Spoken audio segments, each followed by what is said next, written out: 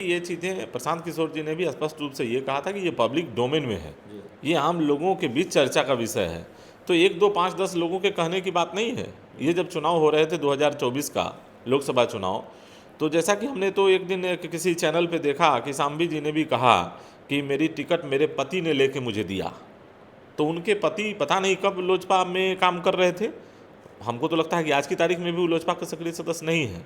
लेकिन जब सांबवी जी ने इस बात को एक्सेप्ट किया है ऑन कैमरा कि हमारे पति ने हमको टिकट लेके दिया तब हम चुनाव लड़े, तो आप बताइए कि किसी भी व्यक्ति को किसी पार्टी ने टिकट किसी के पति के रेफरेंस पर किसी के पत्नी को दिया है, तो क्या ये रेफरेंस किस तरीके का होगा?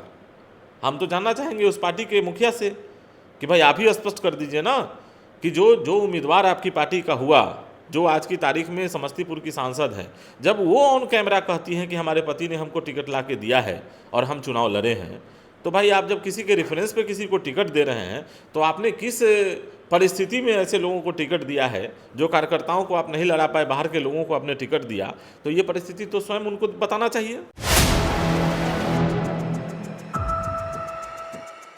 नमस्कार, आप देख रहे हैं 4 PM और मैं हूं अभिषेक मिश्रा।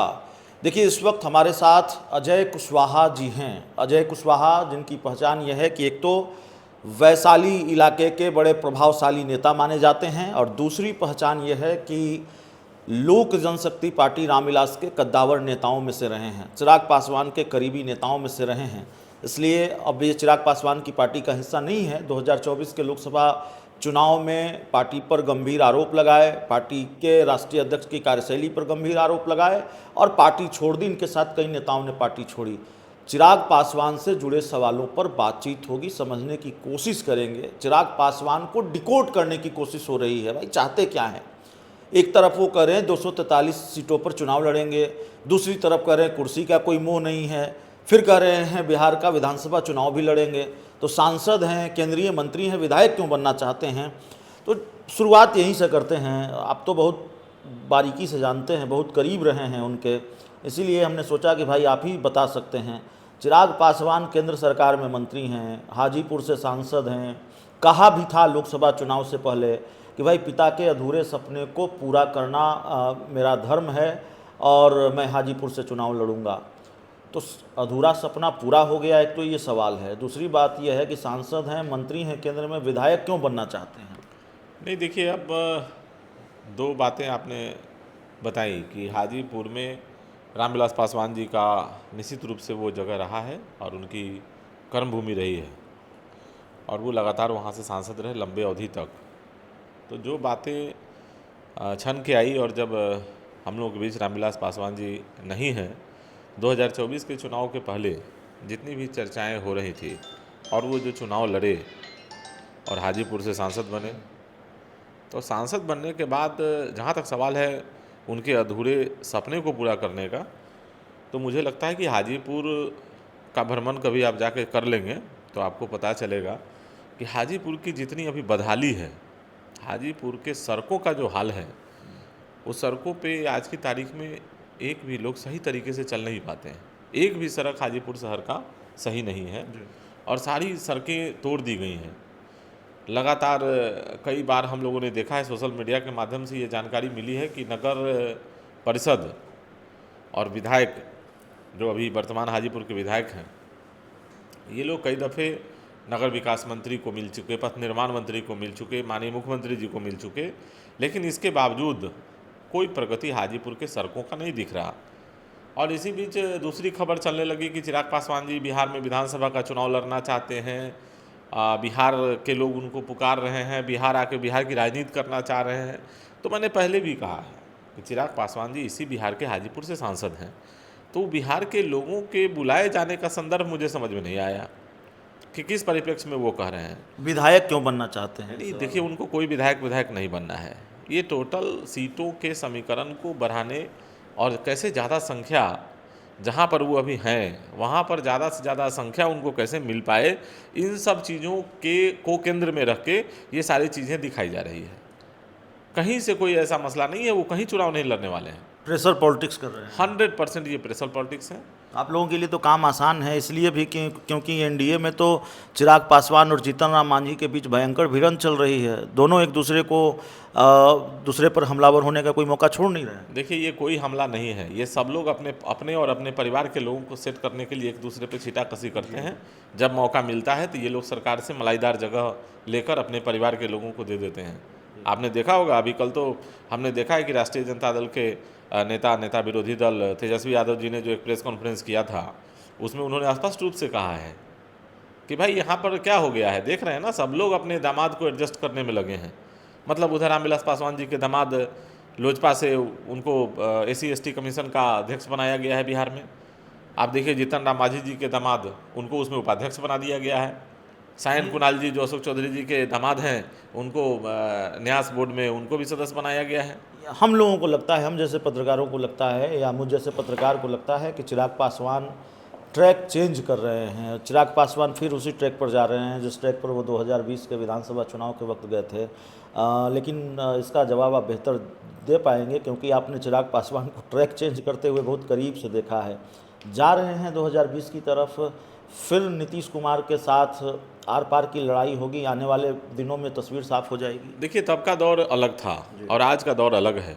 तब के दौर में चिराग पासवान जी उस जगह पे नहीं थे जहां अभी हैं। अभी वो भारत सरकार में मंत्री हैं। तो मुझे लगता है कि इन सब चीज़ों को सिर्फ इस तरीके से देखा जाना चाहिए कि टोटली जो सामने विधानसभा का चुनाव है ना, उसमें सीटों को लेके कैसे संख्या हमारा ज़्यादा से ज़्यादा मिल पाए, इन सब चीज़ों के लिए प्रेशर पॉलिटिक्स है। कार्यकर्ताओं को उत्साहित किया जा रहा है, लोगों को ये बताया जा रहा है, भ्रमित किया जा रहा है। इसमें कहीं कोई ऐसी जगह नहीं है। और ये अति महत्वाकांक्षी लोग पहले से हैं, अति महत्वाकांक्षा इनके अंदर पहले से पल रहा। एक सवाल जो मेरे जहन में बार बार आता है और आपके ज़रिए हम अपने दर्शकों तक, उस दर्शकों के जहन में भी होगा शायद ये सवाल।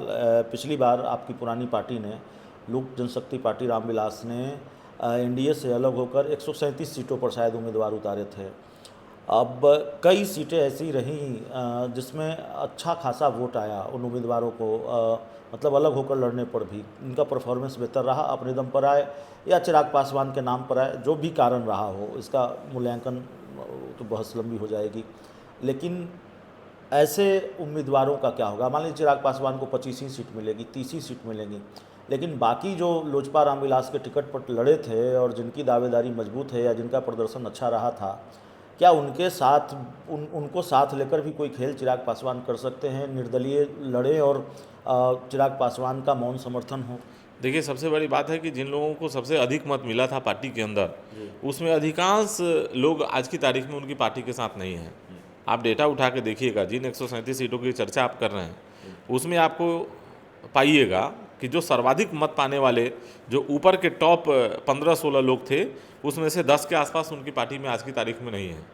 उन लोगों ने पार्टी छोड़ दिया है, किन्हीं किन्हीं कारणों से छोड़े हैं। तो ये आज की तारीख में जो नए समीकरण के अंतर्गत जो एनडीए का आज का स्वरूप है, उसके अंदर जो सीटों का बंटवारा होगा, तो उसमें उन लोगों के आपसी समन्वय से जो सीटों का चयन होगा, उस तरीके से सीटें मिलेगी और उसके हिसाब से ये चुनाव लड़ेंगे।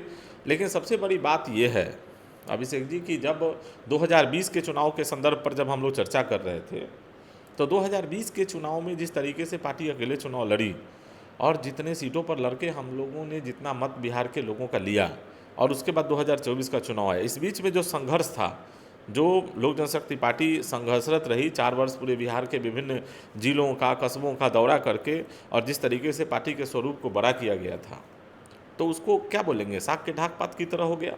कि जब 24 का लोकसभा का चुनाव आया तो सबसे पहले चिराग जी ने क्या किया कि जो भी उनके पार्टी के जो लोग थे, उनके साथ जो साय की तरह 2020 से 24 के उस बुरे दौर में लगातार रहे, निरंतरता से रहे, वैसे किन्हीं साथियों को उन्होंने कहीं एडजस्ट नहीं किया।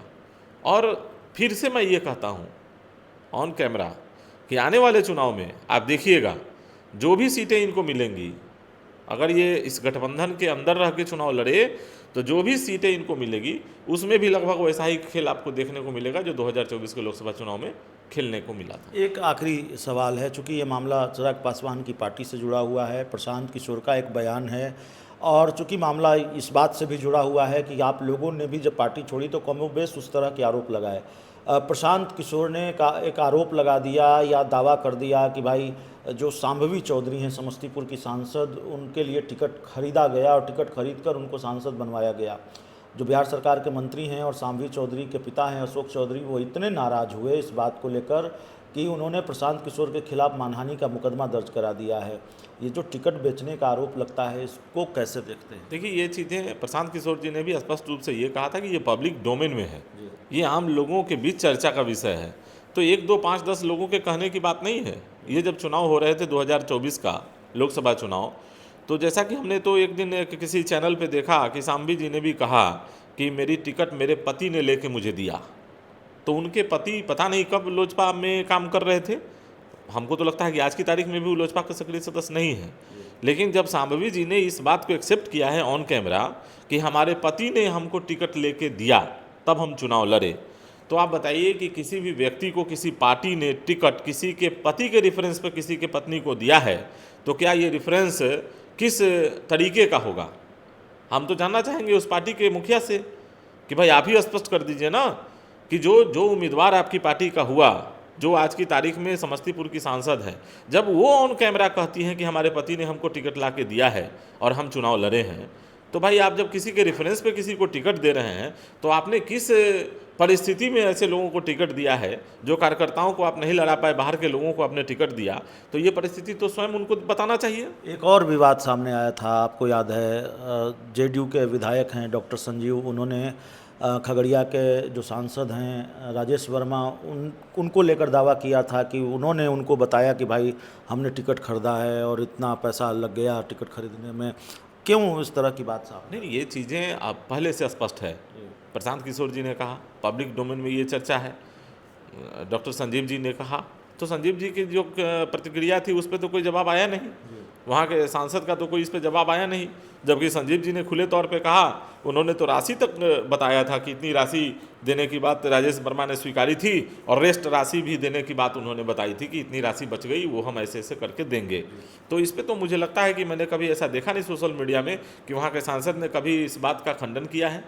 तो कहीं ना कहीं इसमें स्वीकारोक्ति के तौर पर ही माना जा सकता है कि जब किसी एक नेता ने, उसी क्षेत्र के किसी एक विधायक ने एक गंभीर आरोप सोशल मीडिया पे आके दिया हो और उसकी भर्त्सना या उसका खंडन जब वहाँ के सांसद ने नहीं किया, तो आप उसको मौन स्वीकारोक्ति मानिए।